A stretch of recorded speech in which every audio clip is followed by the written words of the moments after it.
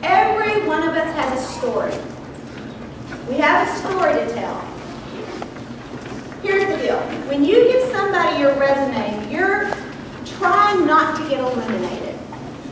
Okay? You try to make your resume look like all the rest of them and not have something that's objectable to your resume. You just want to make it through that stack so that you can get an interview. And the interview is where you tell them about yourself, your story, you become real, you interject your personality, you prove to them what you can do. So the resume gets you the interview. A portfolio is kind of like that middle step. It rushes through that stack of resumes and puts you up front. You get to express your personality there. You get to put some deliverables in front of them to see if they like the quality of your work. So it is a big difference, and it's a very, very big advantage. Now, who you are, you need to decide what your story is. Nobody knows that better than you. And there's some things that you need to look at when you're telling your story. Because there may be a lot about you, but you don't necessarily need to share everything. Okay? You need to pick what you're going to share. This is branding. You're branding yourself. There's a little handout that I gave you. It's called The Story of Me. This is a sheet, a worksheet that I will use with students when they're wanting to develop their pitch. Okay? On the left-hand column, you write down everything about you that you think are attributes that are good. Usually the first few attributes will come pretty quickly. They'll either be things that you feel are your strengths, or they'll be things that are predictable that you just will list because of, an employee would be these things, like maybe responsible. It might be a good one. So the first, 5 or 6 usually kind of easy. After that, it gets a little harder. Those are sometimes the golden nuggets. The ones that come towards the bottom of the list, some are the things that may make you more unique. And one way to get over the hump of trying to think of what those would be is finish the sentence. People tell me I'm really good at blank. Or, Susan, I wish I could blank like you. So think of it in that way. What do people compliment you on? What are things that come natural to you that you don't even think about and that you're just good at? Put those on that list. Then in the middle, you'll see an area for audience. That would be who is your audience and what do you think they think is important.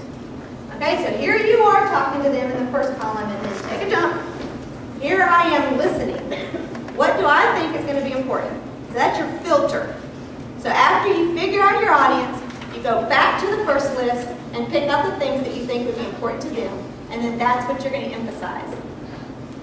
Just a little simple tool, but it might get you started on telling your story. What is your story? What are you good at? Who is your audience? Who is going to look at this site? Very different than a resume because it's out there. Just like any other website, it's out there. Lots of people are going to see it. So think about who you, and then it's going to be out there, but also you're going to drive traffic to it. So who are you going to drive to it? Who do you want to see this site? Really get that clear in your mind. If you're going on to grad school, you have one audience, right?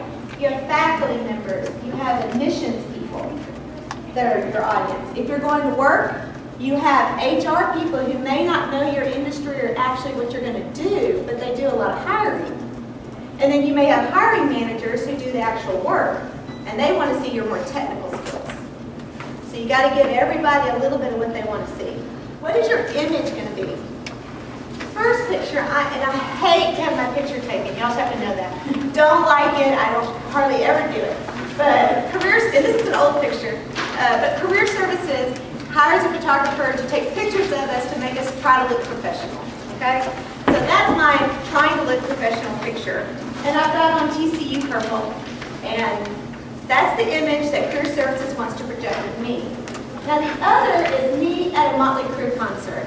I know I'm old. I was at Motley Crue and Kiss, but it was a lot of fun, okay?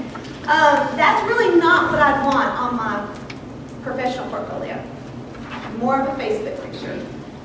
Now, when it comes to pictures, really think, not just your own personal picture, but think about the brand you're building. Think about what you want your overall site to look like. I personally love pink daisies with yellow centers, the Gerber daisies, the big ones. I like bright colors. I like happy things, generally, okay? But if I put a site together that has daisies, pink and lime green, I don't know that that's really going to communicate that I'm a professional manager and I'm an entrepreneur, okay? So you gotta think about all of your pictures, all of the looks. Also, get very comfortable with being unique. That may sound so bizarre, but like I said, resumes are all alike. That's the whole goal, is to not stand out in a bad way. Portfolios are standing out in a good way. So your portfolio will look totally different than somebody else's, and that is cool. That's great. So get really comfortable with that right now. It needs to be as unique as you are.